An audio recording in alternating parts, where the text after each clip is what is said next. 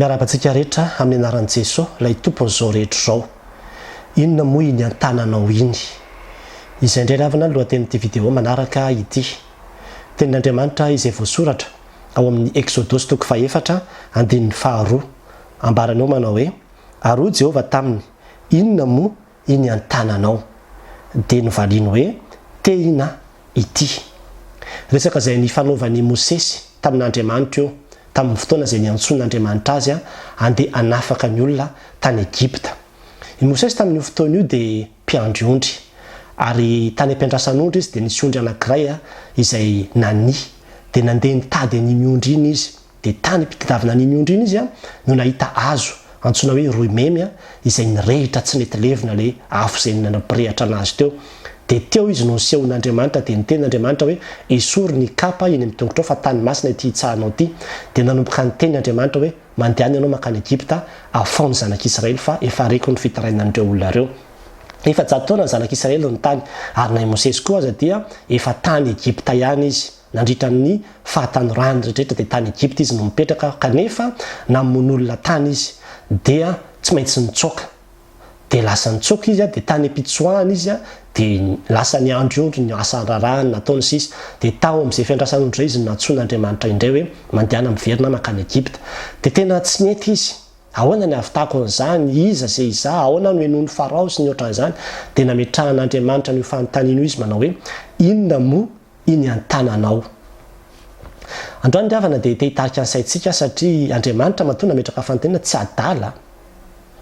Tena fantany tsara mihitsy ny zavatra izay antaniny, ary rehefa misy fanontaniana izay apetraka Andriamanitra voasoratra anatin'ny Baiboly na apetraka Jesosy Kristy aza lalovana fotsiny ireny fanontaniana ireny fa dinio lalina. Fa tena fanontaniana mifono fahendrena, mifono hevi-dalina izay rehetra fanontaniana ao amin'ny soratra masina ka Andriamanitra mametraka azy. Fantatr'Andriamanitra ny hitan'Andriamanitra ny hoe tena ny teny ampelantanan'i Mosesy, fa maninona moa na mipetraka izay fanontaniana izay hoe inona iny an-tananao iny? Nahoana ny napetraka izay fanontaniana izay? Ny antony dia satria misy zavatra tian'Andriamanitra ho tsapan'i Mosesy sy ho fantatry Mosesy hoe aiza aty manana tehina, ary le tehina izay maneho ny mampiandry ondry azy, maneho ny asany, maneho ihany koa ny fahefany, satria iny tehina iny no iandrasan'ny ondry zany anaovan'ny ondry hoe makatsy sy makaroa, iny zany ny fahefany. Ary iny tehina iny koa no maneho ny asa izay fivelomany mihitsy. Dia iny tehina iny zavatra mety heveriny hoe kely, kanefa zao dia efa napetraka Andriamanitra teny ampelantanany. Ary iny tehina iny mihitsy no laklean'ny ahazahoan'ny fahombiazana avy tany iraka goavana izay nampanaovin'Andriamanitra azy any Egypta. Mosesy angamba nieritreritra hoe aiza koa no ahafahako manao an'izany, za tsy manana miaramila ray aza, mba tokony manana kalesy soavaly na ohatran'izany. Farao firy ny anazy amin'izany, ahoana ny ahafahako hanohatra ny Farao sy ady amin'ny Farao? Fotsiny Andriamanitra hoe iny tehinao iny dia ampy, fa ampiasao iny tehina izay efa eny ampelantananao iny. Ary dia tena nahagaga, iny tehina iny no nampiasain'i Mosesy. Efa teo moa dia efa nasehon'Andriamanitra tamin'ny sady ny fahakakana hoe atsipazo anie dia nivadika biby lava izy, dia niraisina indray dia nivadika hazo ihany ilay izy. Dia avy eo nandeha koa tonga tany amin'ny Egypta amin'izay izy dia natsipy ilay izy dia nivadika biby lava. Nakapohana tamin'iny ilay rano, tonga dia vadika rà. Nasandratra Mosesy ny tehina, tonga dia miditra ny valala, miditra indray ny rivotra rehefa avy eo. Kapohana tamin'iny ny ranomasina mena, tonga dia saraka. Kapohana tamin'iny ny vato, tonga dia niboboka rano. Ary tena vita ny mission izay nampanaovin'Andriamanitra azy, ary dia iny tehina iny anisan'ny nanana anjara toerana lehibe tao anatin'izany, satria zavatra izay efa nomen'Andriamanitra azy ilay izy. Zavatra mety heverina kely, kanefa nahavitana ilay goavana be, ilay mission goavana be nanirahan'Andriamanitra azy. Ny tanjon'Andriamanitra dia izay ny ahatonga ny Mosesy atsiaro tena hoe aiza aty manana tehina, misy zavatra azoko ampiasaina ihany aty amiko aty, na dia kely aza, miaraka amin'ny finoko ahavitako zavatra be ty. Ary izay fahatsapatena izay no hitaomana antsika n'ity anio ity. Mety manana zavatra goavana be manoloana anao ianao, mety ho tetikasa io, mety fikasana io, mety projet io, mety ho olana io, mety ho zavatra samy hafa io, ngeza be ilay izy, goavana be ilay izy. Ary tena tsapanao mihitsy hoe raha nikajikajy amin'ny olombelona tena tsy vitako, satria mbola mila an'izao sy mila an'izao sy mila an'izao. Tsy voatery mila an'izany zavatra rehetrarehetra izany dravana, fa androany te hametraka fanontaniana aminao araka io fanontaniana izay napetraka Andriamanitra tamin'i Mosesy io manao hoe inona moa iny an-tananao iny. Samitsika rehetra mandiny tena androany hoe inona ny zavatra eto ampelantanako, inona ny zavatra efa nomen'Andriamanitra, inona ny zavatra maneho ny maha-izaha, inona ny zavatra zay iasan'Andriamanitra ty anato. Ampiasao zay zavatra izay, fa izay zavatra izay rehefa ho ampiasainao miaraka amin'ny finoana ho an'Andriamanitra dia havita zavatra ianao. Mety ho zavatra iverinao kely le izy, ohatra hoe fahalalana.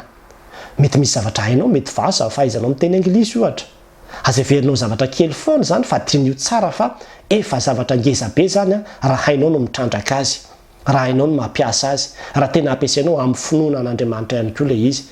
Ary tsy voatery hoe zany ihany fa mety misy talenta miafina any zay everintsika hoe tsisy dikany le izy, dia itsika miandrandra hoe za zao mila manana mampivoatra ny fiainako mihitsy, dia mitady vola, mitady mpamatsy vola, mitady nitretrety nefany eo ampelantananao hoe fa misy zavatra men'Andriamanitra anao, fahaiza-manao ohatra. Maninona zay fahaiza-manao zay nitrandrahanao, dia zay fahaiza-manao zay no ampiasainao miaraka amin'ny finoanao an'Andriamanitra. Dia hitanao tsara fa ahavita zavatra ianao, ary ho lasa lavitra ianao raha ohatra ka mahatsapa ny zavatra zay efa nomen'Andriamanitra anao. Efa napetraka Andriamanitra teny ampelantanantsika le izy. Aza mitady zavatra lavitra, fa dinio tsara ny tenantsika fa misy zavatra be dibe izay nomen'Andriamanitra antsika ao. Mety asa, mety hoe tany, mety trano, mety nandova ianao fa indraindray le izy tsy tsapantsika hoe ny asa arbidin'ireny zavatra ireny hoe raha atao ohatr'izao moa ty zavatra ty, raha ampiasaina amin'ny ohatr'izao moa ty zavatra ty, raha atao ohatr'izao. Mila mangataka tolotsaina avy amin'ny tompo hoe inona le zavatra menao ahy, dia ahoana no ampiasaiko azy ty, dia ahoana no hitrandraha fa ity hitrandrahako azy, fa ity ihany no andehanako lavitra miaraka aminao, hahatanterahako ny fikasana izay efa napetraka teo amin'ny fiainako, hanomezako voninahitra anao. Zany ny olana amin'izao fotoana izao tsy mahatsapa ny olona ny potentiel zay efa ananany. Ary na mijery ry havana ny firenena fotsiny ohatra, mampalahelo be fa ny Malagasy, Madagasikara dia anisan'ny firenena matanjaka ary firenena manan-karena, na ny harena kibon'ny tany zany, na ny harena any an-dranomasina zany, na ny harena amin'ny rivotra zany, na ny masoandro, ny tena manan-karena isika. Ary miara-manaiky an'izany tsika rehetrarehetra. Fa rehefa tsy mbola tonga saintsika hoe inona moa io harena ananantsika io, ary ahoana moa tsy ampiasaintsika le harena, dia izay olombitsy fotsiny ny ahazo an'io, ary dia hitoetra ho mahantra foana ihany tsika.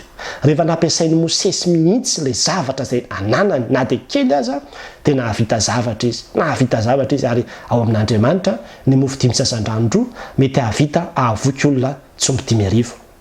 Zany dia te hitarika anao mihitsy, andiny tena, hieritreritra lalina, jerevi tsara hoe inona ny zavatra tadiavinao, inona ny zavatra ilainao, fa inona kosa ny zavatra efa anananao, efa eo ampelantananao.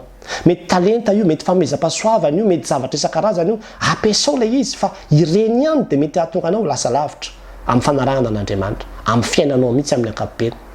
Dia dinio tsara, mety misy relation koa ao anatin'izany hoe manana fifandraisana amina olona ohatra an'izao, efa tehiny zany, azonao ampiasaina tsara mihitsy, ahataterahanao zavatra isan-karazany.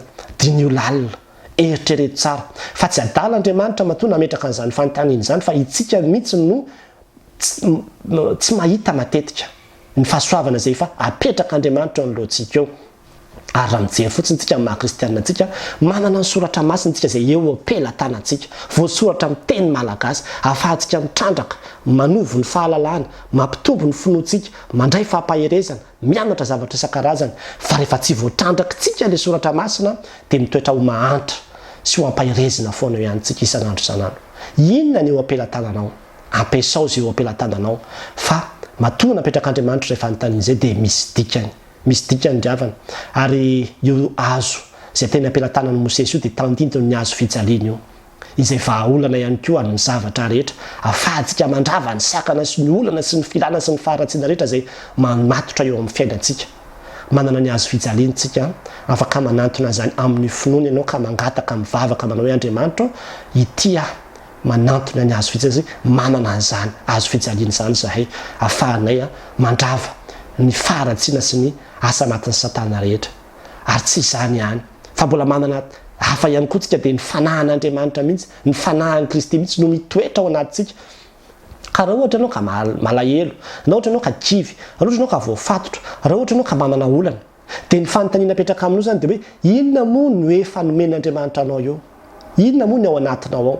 Zany mihitsy ny nahatonga an'i Paoly hiteny tamin'ny Timoty manao hoe tadidio tsara fa tsy nomena fanahy osy ianao, fa fanahy mahery.